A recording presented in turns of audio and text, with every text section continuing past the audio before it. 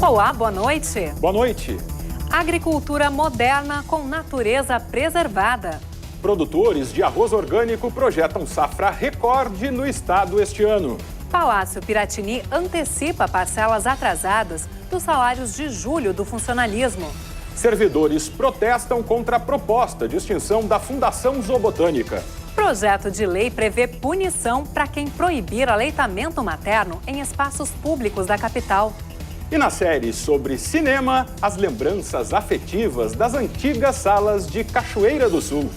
Você vai ver agora os principais fatos do dia na capital e no interior do estado.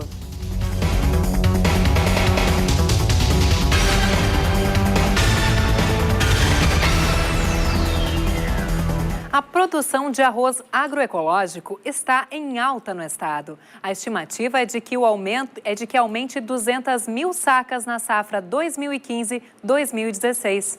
Centenas de famílias de 21 assentamentos estão envolvidas na produção do alimento, que é 100% livre de agrotóxicos. O Rio Grande do Sul é referência no país na produção de arroz agroecológico. São 435 famílias assentadas que cultivam o grão em 12 municípios.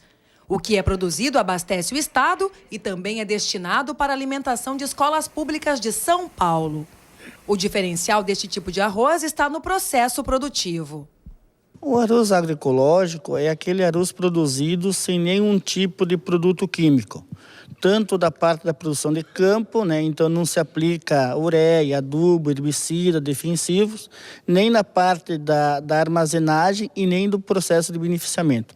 Ele é um produto produzido desde campo até sua armazenagem, o seu beneficiamento e a entrega ao consumidor sem nenhuma aplicação de nenhum produto químico. Nos últimos anos teve uma abertura maior no mercado de orgânicos, porque as pessoas estão procurando uma alimentação mais saudável.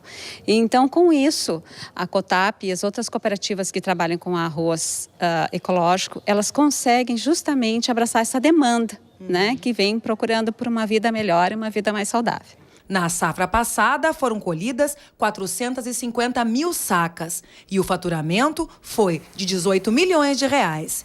Para a safra de 2015 e 2016, a estimativa é de que sejam colhidas 650 mil sacas de arroz orgânico, limpo e seco. Nós queremos chegar em torno de quase 500 famílias envolvidas em produção de sementes, de produção de grãos e sementes. Temos uma meta de chegarmos a em torno de 100 sacas por hectare limpo e seco, é uma das metas, e melhorarmos também a qualidade do arroz. Nós, no ano passado, colhemos em torno de 430, 440 toneladas, e esse ano queremos passar as 500 mil toneladas de arroz agroecológico no Rio Grande do Sul. O plantio dos 6.500 hectares de arroz orgânico cultivados pelos trabalhadores assentados depende muito da qualidade da semente que vai produzir o grão. No estado, 37 famílias desenvolvem essa atividade. Uma delas é a do seu Carlos. Nesta lavoura de 10 hectares, ele chega a colher 1.500 sacas de sementes. Ele é um arroz orgânico, a gente não usa produtos químicos. Então a gente faz a incorporação da resteva, agora nessa época a gente está fazendo, para que quando chegar em setembro, que for fazer o acabamento da lavoura, essa matéria já está decomposta e pronta para servir de matéria orgânica. Isso é uma lavoura bem saudável, uma lavoura limpa, saudável, para que depois dê uma semente de qualidade, que tenha vigor, que a gente aproveite os recursos naturais, preserva o meio ambiente e colhe um produto bom e de qualidade, gera lucros para a família. E atenção, produtores, o Instituto Rio-Grandense do Arroz alerta para a possibilidade de chuva forte no estado nos próximos dias, principalmente na região da fronteira. Segundo o Instituto Climatempo, entre quinta e sexta-feira deve chover de 30 a 40 milímetros na campanha e de 20 a 30 milímetros na fronteira oeste e no sul do estado, o que pode atrapalhar o preparo do solo para o plantio da próxima safra. E além das altas temperaturas dos últimos dias, quem mora em Santa Maria, no centro do estado, tem convivido com fortes rajadas de vento. Em alguns pontos da cidade, o vento norte, típico do inverno, chegou a ultrapassar os 100 km por hora.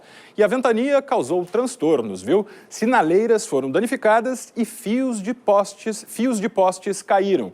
25 mil clientes da AES Sul ficaram sem luz. Orelhões e fachadas de prédios foram danificados.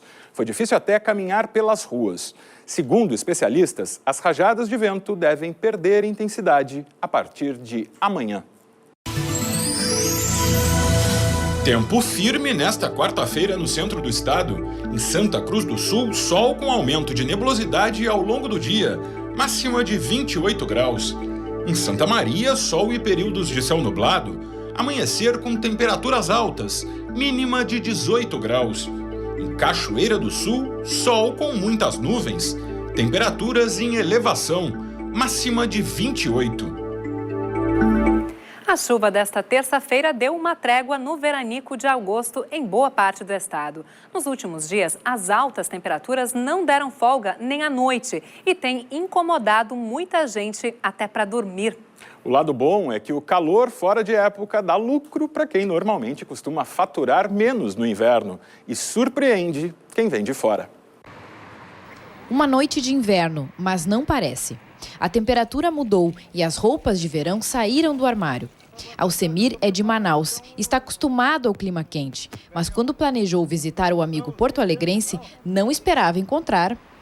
Calor, muito calor, quente.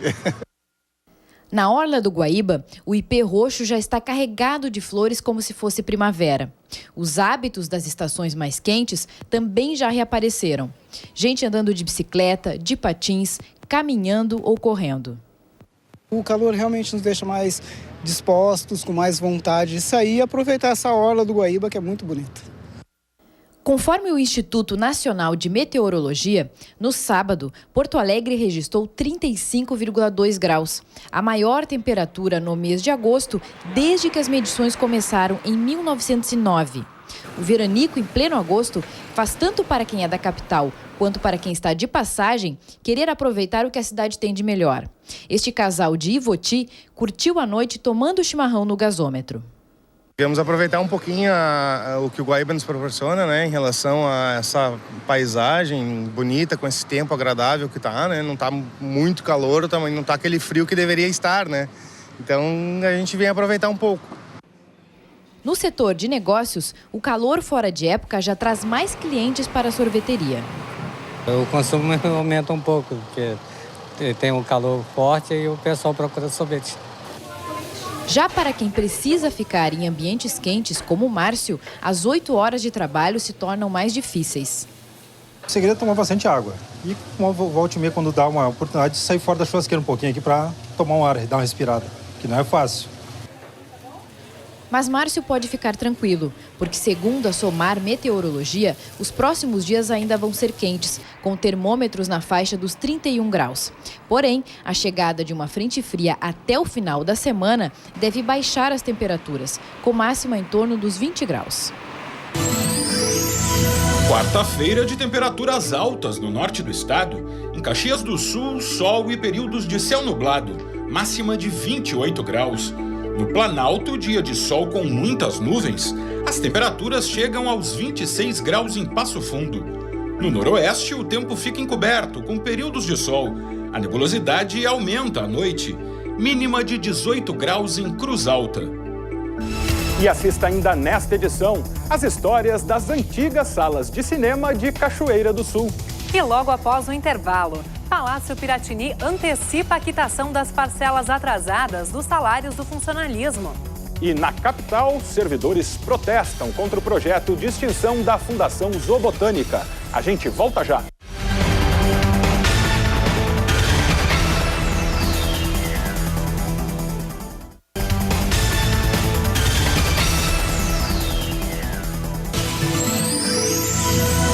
A região leste terá uma quarta-feira de tempo firme. Em Porto Alegre, períodos de sol com aumento de nebulosidade ao longo do dia, mínima de 17 graus. Em Guaíba, sol e períodos de céu nublado. As temperaturas continuam altas, máxima de 27. No litoral norte, quarta-feira de tempo encoberto. Em Tramandaí, períodos de sol e nuvens. A máxima chega aos 26 graus. Funcionários da Fundação Zoobotânica deram um abraço simbólico no Jardim Botânico de Porto Alegre. O ato foi um protesto contra o projeto do governo estadual que extingue a fundação. A frase estampada nas camisetas resume bem o sentimento dos servidores da Fundação Zoobotânica. Em protesto hoje contra a possível extinção da FZB, funcionários e comunidade realizaram um abraço simbólico à sede da Fundação. Em atividade desde 1974, a FZB é responsável pelo Museu de Ciências Naturais, pelo Parque Zoológico e pelo Jardim Botânico. Hoje, por exemplo, a Fundação é a instituição, o órgão do Estado responsável pela elaboração da lista de espécies da fauna e da flora ameaçadas de extinção, que vai justamente ser um instrumento para o planejamento ambiental, ou seja, onde o Estado vai investir em termos de conservação das espécies, da biodiversidade, e também um instrumento para licenciamento ambiental. Esta outra bióloga cita um contrato firmado entre a FZB e o Banco Mundial e diz que a extinção da entidade geraria uma multa rescisória para o Estado. Hoje a gente executa várias atividades junto a um projeto chamado RS Biodiversidade. Se nós formos extintos, esse contrato vai ter que ser cancelado e o Estado terá que devolver $750 mil para o Banco Mundial, que hoje seriam cerca de R$3 milhões. O projeto para a extinção da fundação será votado pela Assembleia Legislativa. Caso seja aprovado, o processo será gradativo e pode levar anos. A secretária estadual do Meio Ambiente afirma que o Estado não irá se desfazer do patrimônio da fundação. No caso do zoológico, parte dele será repassado para a iniciativa privada por um tempo determinado. Depois, o parque volta para o Estado. A lei que foi encaminhada à Assembleia não permite vender o patrimônio. O patrimônio retorna para o Estado e será administrado pela Secretaria do Ambiente. O Jardim Zoológico já havia uma ideia do governo de fazer uma concessão para terceiros. Uma concessão não no sentido de entregar aquele patrimônio, mas sim apenas de administrá-lo durante um período de tempo. Já o Jardim Botânico será absorvido pela Secretaria, que já cuida de outras 23 unidades de conservação. Os mais de 200 funcionários da Fundação, contratados em regime seletista, devem ser dispensados pelo Estado. Alguns podem ser remanejados. Um abaixo-assinado online contra a extinção da Fundação está disponível no site petiçãopublica.com.br. E servidores públicos também protestaram em Porto Alegre contra os governos federal e estadual. A manifestação teve participação de estudantes que pediam passe livre nos ônibus. Os estudantes saíram de vários pontos da cidade e formaram um bloco único nas ruas do centro. No final da manhã, a Avenida Mauá ficou bloqueada para o trânsito. Os estudantes protestam contra os ajustes fiscais do governo do estado e do governo federal. Em frente à Prefeitura de Porto Alegre, o pedido de passe livre nos ônibus urbanos. Os manifestantes seguiram pela Borges de Medeiros, que ficou em pista única. A caminhada encerrou aqui em frente ao Palácio Piratini. Os estudantes têm o apoio dos servidores federais e estaduais. A agenda de mobilização prossegue durante toda essa semana. Agora, dia 13, às 14 horas, nós temos um aulão em frente à Praça do Julinho, inclusive para debater como que o estudante vai se inserir nessa luta e também para explicar o que está acontecendo, o que são esses ajustes, o que são esses cortes. Porque, afinal, o governo subiu no palanque, entrou no palácio, né, com um discurso de pátria educadora, e só que está cortando. Pátria educadora não se faz com cortes, né? Cada vez que atacam os direitos dos educadores e dos servidores públicos, eles estão atacando a população de conjunto. O governo federal alega que o ajuste fiscal é necessário para que a economia volte a crescer. E a administração gaúcha diz que medidas duras foram tomadas para enfrentar a crise financeira do Rio Grande do Sul. Hoje, o Palácio Piratini quitou as parcelas atrasadas do salário de julho do funcionalismo. O pagamento foi possível com o ingresso de recursos do ICMS e de repasses da União. A decisão de saldar o salário atrasado do funcionarismo público foi anunciada oficialmente pelo governador no Palácio Piratini. José Ivo Sartori explicou o que motivou o Estado a tomar esta atitude.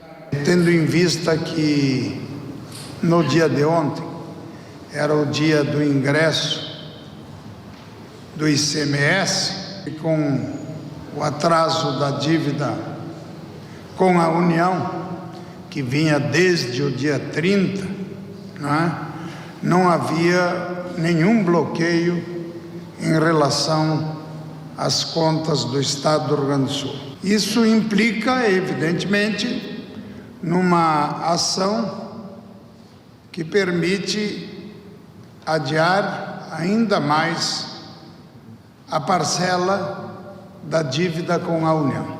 O secretário da Fazenda, Giovanni Feltz, detalhou a origem dos recursos que permitiram pagar a diferença dos salários.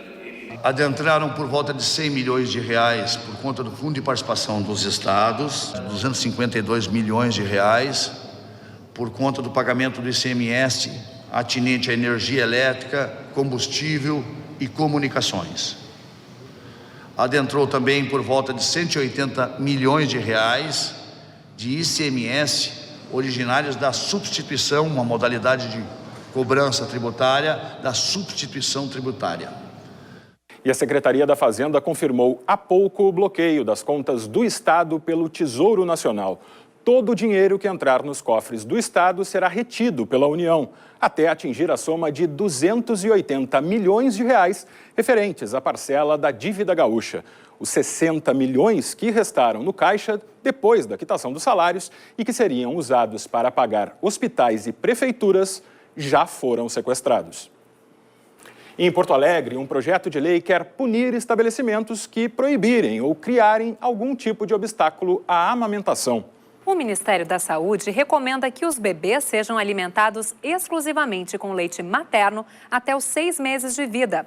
Só que fora de casa, muitas mães ainda passam por situações constrangedoras para amamentar os filhos. Nicole é mãe de Rudá, de 11 meses, e não deixa de amamentar o menino quando frequenta locais públicos, mas diz que percebe no olhar de muitos o preconceito velado. Já recebi alguns olhares, assim, nunca falaram nada diretamente, mas alguns olhares de constrangimento. Quando tá dando uma olhada, mas assim, que tu vê que não é... Muitas pessoas olham com carinho, mas algumas olham meio... com preconceito, eu acho. O constrangimento que muitas mulheres enfrentam para alimentar os bebês fora de casa virou tema dessa mostra fotográfica que fica em exposição até o dia 28 de agosto na Câmara de Vereadores da capital. A mostra retrata 15 mães amamentando seus filhos em locais públicos de Porto Alegre. O objetivo é conscientizar sobre a importância do aleitamento materno, independentemente do local onde ele aconteça. A amamentação tem que ser tratada com naturalidade e tem que ser vista como um ato de amor e não como um tabu. Para garantir esse direito, um projeto de lei que tramita no Legislativo Municipal prevê multa de R$ 495 para o estabelecimento que proibir ou constranger a amamentação em público. Em caso de reincidência, o valor sobe para R$ 825. A expectativa é de que a proposta seja votada até o fim do ano. Nós estamos nos espelhando numa lei de São Paulo, que foi aprovada lá neste ano. E aí, pesquisando, nós verificamos que em São Paulo, em 2013, houve um caso no SESC de uma mãe que foi proibida de amamentar. Aqui no Rio Grande do Sul mesmo, nos shoppings de Caxias do Sul, as mães eram orientadas a amamentarem nos fraldários, né? O bebê tá com fome, tu vai dar uma mamar. Como tu tá com fome, tu vai botar, por exemplo, um pano para cobrir enquanto tu tá almoçando. Tem pessoas que querem que a mãe cubra o peito, cubra o rostinho do nenê. Mas não é assim que funciona, né? Então, por que não pode amamentar em público? A instabilidade continua no sul do estado nesta quarta-feira. Em Bagé, sol com muitas nuvens. Chove a qualquer hora do dia. Mínima de 15 graus. Períodos de céu nublado e chuva também em Pelotas. As marcas variam dos 17 aos 23 graus.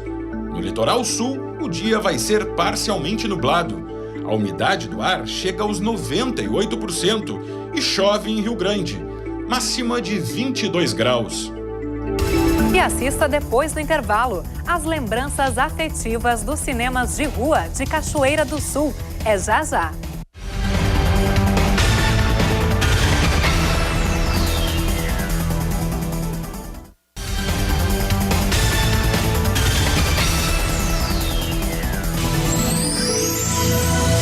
O tempo continua instável no oeste do estado nesta quarta-feira. Na fronteira, períodos de céu nublado. Sol e chuva ao longo do dia em Uruguaiana, mínima de 15 graus. Em São Borja, presença de sol e muitas nuvens. As temperaturas continuam altas, mas não chove, máxima de 29 graus. O tempo fica parcialmente nublado e chove a qualquer hora do dia em Alegrete, máxima de 24 graus. A atriz Marília Pêra vai ser homenageada daqui a pouco no Festival de Cinema de Gramado. Aos 72 anos, ela recebe o troféu Oscarito, que é a principal honraria do evento. Durante a tarde, Marília Pêra conversou com a imprensa sobre a carreira, o carinho do público gaúcho e, claro, sobre a expectativa de receber um dos mais importantes prêmios do cinema nacional. O público do Sul é o melhor público do Brasil, pelo menos para mim. Sempre é tão efusivo, tão caloroso, tão risonho. E adoro fazer teatro aqui pelo Sul também.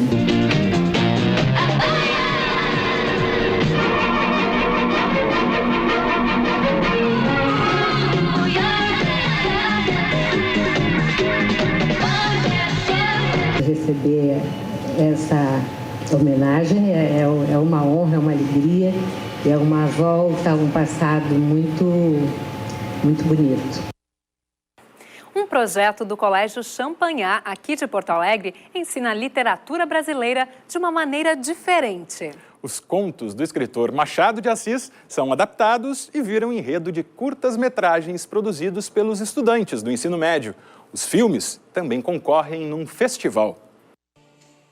Este grupo escolheu o conto Pai contra Mãe, de Machado de Assis, publicado em 1906, para ser recontado em forma de curta-metragem.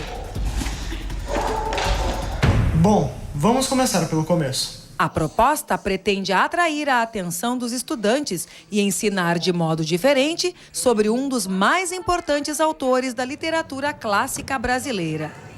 O conteúdo nuclear faz parte do segundo ano do ensino médio e transformar ele em uma linguagem que torne possível a compreensão. Não que seja algo extremamente complexo o texto, mas como é um texto, às vezes, com uma linguagem um pouquinho mais erudita, né, com algum vocabulário, às vezes, que não é muito do dia a dia, isso, às vezes, costuma dar o bom e velho sono na hora de ler. A ideia da adaptação é justamente tirar isso. A direção do filme ficou a cargo de Henrique, aluno do segundo ano do ensino médio. O Candinho, ele queria ter um filho com a Clara, só que eles não tinham recursos suficientes. Ele buscou emprego, no conto original, sendo um caçador de escravos. Daí a gente começou a pensar, a gente tem que fazer um troço mais moderno, década de 70, 60. Para não botar escravas, que era a época do nosso curto, a gente trocou para meretrizes, que seria um pouco mais moderno, mas não tão antigo também. Matheus diz que representar Candinho, o personagem principal do conto, fez com que ele gostasse ainda mais das obras do autor. Hoje em dia não há mais cabeleireiros como você. Diga-me sua graça. Esse trabalho, eu acho que a gente consegue passar assim, que tem como transformar uma linguagem erudita em algo um pouco mais contemporâneo para o pessoal conseguir entender melhor também e gostar mais. Ao todo, foram classificados 10 trabalhos, que passarão por julgamento popular e técnico. Ao longo desta semana, os filmes serão exibidos gratuitamente no auditório do Colégio Champanhar. Os nomes dos curtas vencedores serão divulgados em 17 de agosto. Você sabe. E uma história de mais de um século entre a comunidade e a sétima arte. O primeiro cinema de Cachoeira do Sul, no centro do estado, começou a operar há 115 anos. E 2 salas, em especial, marcaram a memória dos moradores da cidade. É o que você confere na 3ª reportagem da série sobre cinema de rua, uma produção da TV Cachoeira, parceira da TVE.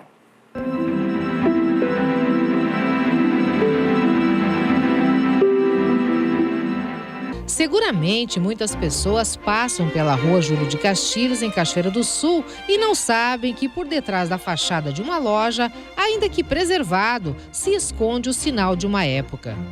Dentro da loja, para quem vivenciou a história do Cine Ópera Astral, ainda se mantém muitos resquícios da história da arquitetura original do prédio, que foi inaugurado em 29 de janeiro de 1953. Esse dia, ninguém lembrou de fotografar, mas ele ficou gravado na memória de quem estava lá. O cinema estava cheio, não tinha mais lugar para sentar, as paredes laterais, isso tudo tinha gente parada para assistir ao filme. O prédio do Cine Astral foi projetado pelo engenheiro Hugo Schreiner para abrigar o empreendimento que ficou conhecido como Palácio dos Sonhos. Era imponente e entre plateia e galeria possuía 1.060 lugares que foram muito ocupados no decorrer dos anos. O Cine Astral existiu e encantou por 50 anos, quando então sucumbiu junto a outras casas de cinema que perderam o atrativo para uma novidade tecnológica da época. Especialmente nos anos 80, com a difusão do videocassete, as pessoas podiam levar os filmes para assistir em casa. Fantasiando um pouquinho, faz de conta que eu comprei pipoca e agora vou para a sala de projeção, subindo as escadarias do Cine Teatro Coliseu.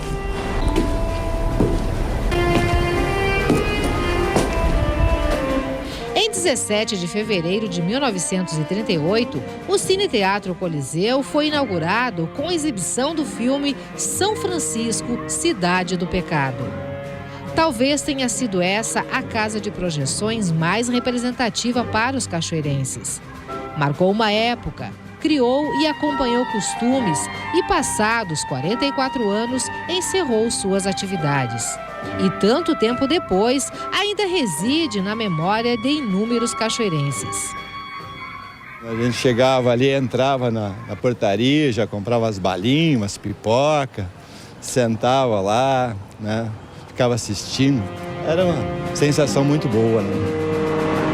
Assistiu o filme do Bandido da Luz Vermelha, que ele matava todo mundo e ninguém podia matar ele. Aí, pela última hora, ele subiu em cima do morro e ele mesmo se matou. A televisão naquela época recém estava iniciando. Ela não tinha essa exuberância que tem hoje, né, na televisão. Então a pessoa ia tudo para o cinema. Muitas pessoas que passam diariamente aqui pela Rua 7 de Setembro e vivenciaram os bons tempos do Cine Teatro Coliseu, seguramente se perguntam e têm curiosidade em saber o que ainda restou do prédio, de toda a estrutura, por detrás dessa fachada. E aqui, do outro lado da fachada, o que se percebe é que a ação do tempo foi implacável. Do luxuoso e imponente prédio, que serviu de ponto de encontro e que ainda povoa as mais caras lembranças de muitas pessoas, não sobrou muita coisa. O imóvel pertence ao empresário Aristides Cussera, de Bagé. A fachada, em estilo Art Deco, é tombada pelo Conselho Municipal do Patrimônio Histórico e Cultural, mas não existe um projeto definido para ocupar o local. E ver de perto os escombros do Cine Coliseu, sabendo o quanto de história e referência já passaram por aqui, é uma verdadeira viagem no tempo.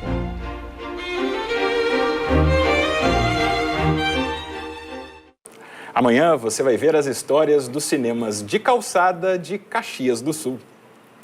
Voltamos então amanhã, às 7h30 com novas informações. Boa noite para você e até lá. Boa noite e até amanhã.